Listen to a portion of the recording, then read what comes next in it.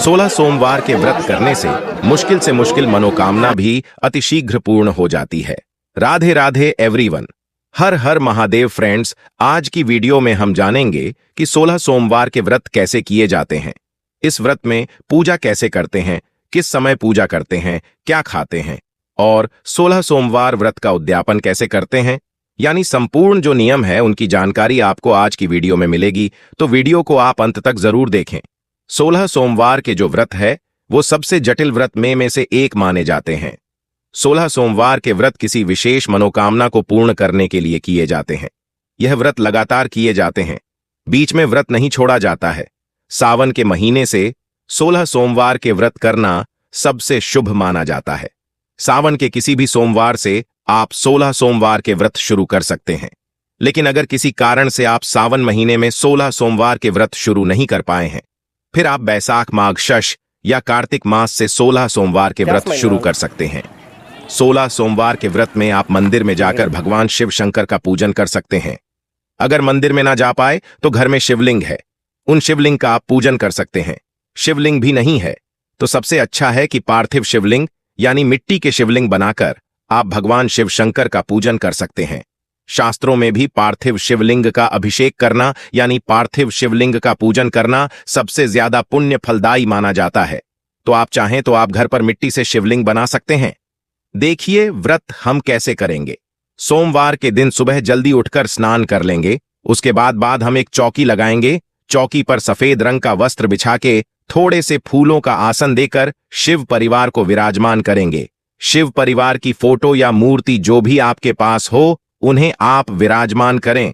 और देखिए गणेश जी भी यहीं पे हैं, तो गणेश जी को अलग से विराजमान करने की जरूरत नहीं है, यहीं पर हम पूजा कर लेंगे। इसके बाद हम व्रत का संकल्प करेंगे।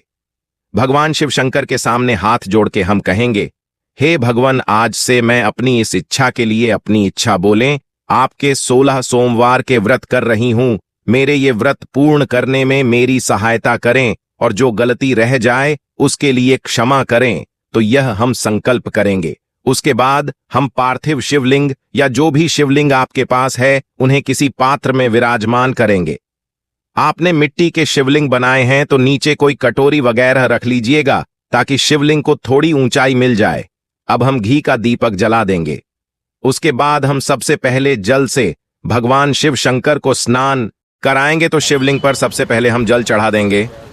जल चढ़ाने के बाद हम दूध चढ़ाएंगे। कच्चा दूध हमें लेना है। उसके बाद फिर से हम जल चढ़ाएंगे, यानी 3 बार स्नान कराएंगे। परिवार की फोटो है, उन्हें जल के छींटे लगाकर भाव रूप में स्नान करा देंगे।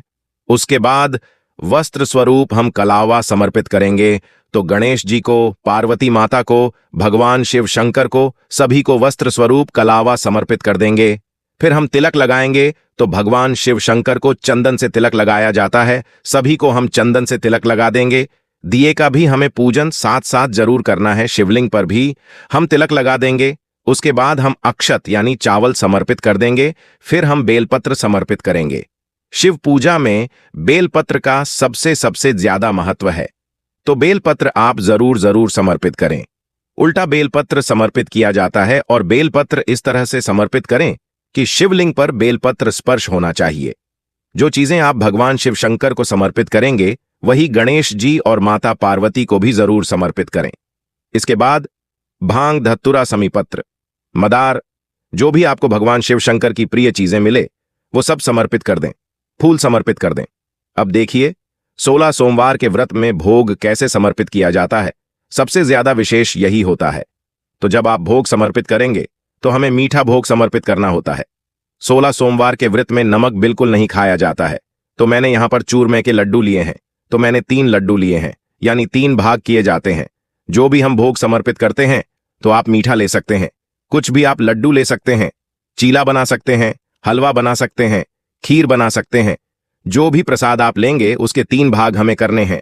तो यहां पर 3 भाग करेंगे हम। अगर आप मंदिर में भी जा रहे हैं तो 2 भाग आपको मंदिर में ही छोड़ के आने हैं, चढ़ा के आने हैं, और 1 भाग आप वापस ले आएंगे।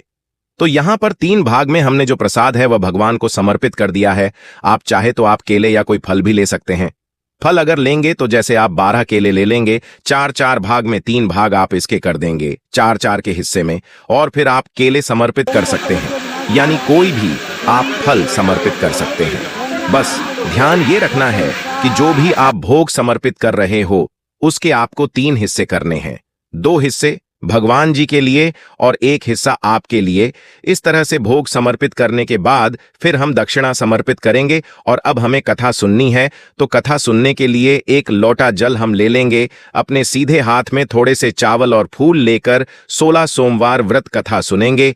कथा आप कथा की पुस्तक में से सुन सकते हैं या आपको मेरे चैनल पर भी कथा मिल जाएगी, आप वहां से भी कथा सुन सकते हैं। बहुत ही प्रेम पूर्वक कथा सुनने के बाद जो हमने हाथ में चावल और फूल लिए हैं वो हम भगवान शिव शंकर, माता पार्वती और गणेश जी को समर्पित कर देंगे। इस तरह से 16 सोमवार की कथा पूर्ण हो जाएगी। कथा सुनने के बाद फिर हमें आरती करनी है, तो पहले हम धूप दीप दिखाएंगे, फिर हम जो दिया हमने जलाया है ना उसी दिए से हम आरती करेंगे। तो पहले गणेश जी की आरती करेंगे, फिर भगवान शिव शंकर की आरती करेंगे। बहुत ही प्रेम पूर्वक आरती करने के बाद हाथ जोड़कर पूजा में रही कमियों के लिए क्षमा याचना करेंगे और अपनी मनोकामना को अतिशीघ्र पूर्ण करने के लिए भगवान भोलेनाथ से प्रार्थना करेंगे। इस तरह से पूजा पूर्ण हो जाएगी। पूजा के बाद जो जल का लौटा है यह हम चंद्रमा को या सूर्य देवता को अर्घ दे देंगे। और देखिए, जो भी हमने प्रसाद चढ़ाया है इस प्रसाद के 2 हिस्से हमें क्या करना है। यह हिस्से आप गाय को दे सकते हैं, या फिर अगर गाय नहीं मिल रही है तो 1 हिस्सा आप किसी कन्या को दे दीजिए, दूसरे हिस्से को आप प्रसाद के रूप में सब में बांट दीजिएगा। और अगर मंदिर में पूजा करके आ रहे हैं तो ये दोनों लड्डू यानी 2 हिस्से आपको मंदिर में ही छोड़ के आने हैं। तो 2 हिस्से तो ये हो गए हैं। इसके बाद जो 1 हिस्सा है वो जिसने व्रत किया है वो खाता है, सिर्फ यही खाना है, इसके अलावा कुछ नहीं खाना है। दूध आप जरूर ले सकते हैं, तो आपको इसके अलावा और कोई खाना नहीं खाना है। जो प्रसाद का तीसरा हिस्सा है वही खाना है। हां, दूध आप साथ में ले सकते हैं और नमक का सेवन इस व्रत में बिल्कुल नहीं किया जाता है। आप फीका खा सकते हैं। अगर आपको मीठा भी नहीं खाना तो आप कुछ फीका खा सकते हैं, नमक बिल्कुल नहीं लेना है। या आप कोई भी फल भी ले सकते हैं। फल भी लेंगे तो 3 हिस्से ही करने हैं। जो नियम है प्रसाद का वो वही रहेगा। इसके बाद जब दीपक शांत हो जाएगा तो अगर आपने पार्थिव शिवलिंग यानी मिट्टी के शिवलिंग बनाए हैं तो फिर आप इनका विसर्जन कर दीजिएगा। किसी भी बर्तन में जल लेके मिट्टी के जो शिवलिंग है उसमें रख दीजिएगा। सारे फूल पत्ते उसी में रख दीजिए। थोड़ी देर में वो घुल जाएगा। उसे आप किसी भी गमले में डाल सकते हैं। ये जल आपको तुलसी के गमले में नहीं डालना, उसके अलावा आप किसी भी गमले में डाल सकते हैं। इसके साथ ही जो दक्षिणा आपने चढ़ाई है वो आप किसी भी कन्या को दान दे सकते हैं। तो इस तरह से हमें 16 सोमवार की पूजा करनी है। आप जान लेते हैं कि ये पूजा हमें किस टाइम करनी है। तो देखिए, 16 सोमवार की जो पूजा करते हैं वो प्रदोष काल में यानी शाम के समय की जाती है। शाम के समय आप पूजा करें, उसके बाद प्रसाद चढ़ा के, और जब पूजा पूर्ण हो जाएगी उसके बाद आप प्रसाद का 1 हिस्सा खा के अपने व्रत को पूर्ण करें, यानी व्रत को खोल लें। यह पूजा तो आप शाम को करेंगे।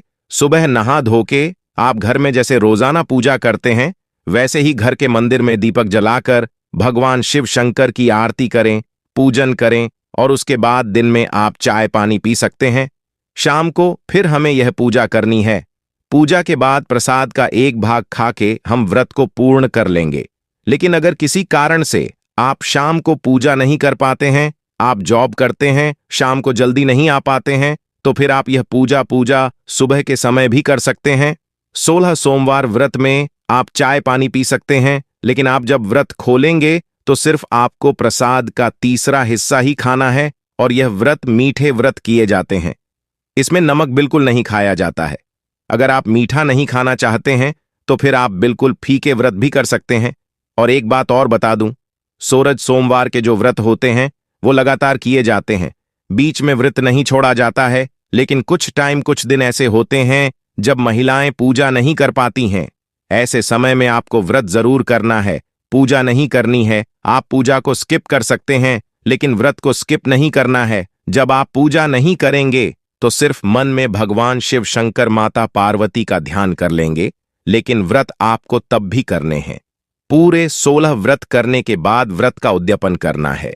तो 16 सोमवार के व्रत का जब उद्यापन करते हैं तो भगवान शिव शंकर के कपड़े, माता पार्वती के कपड़े, दक्षिणा और खाने का सामान, खाने में क्या लेना है, जो प्रसाद आप चढ़ाते थे ना, जैसे आप चूरमे के लड्डू चढ़ाते हैं तो ज्यादा मात्रा में आपको चूरमे के लड्डू लेने हैं, जितने आप ले पाओ।